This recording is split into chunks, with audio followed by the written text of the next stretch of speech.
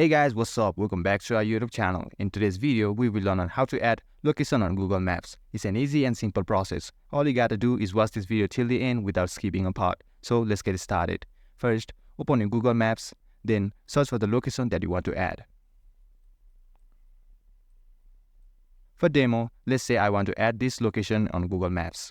To add this location on Google Maps, right-click on it. Then tap on Add a Missing Place. Then this form will open up asking for the place name and category. So type the name of the place.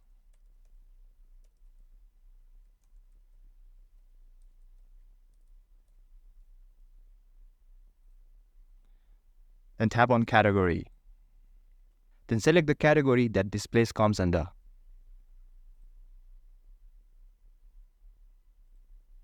And when that's done, tap on the submit button. And guys, that was it. This is how you add location on Google Maps. I hope you found this video helpful. If you did, give this video a thumbs up and subscribe to our channel TechUp for more contents like this. Feel free to drop any of your queries or questions in the comment section below. I'll get right back to you. Thanks for watching and see you in next video.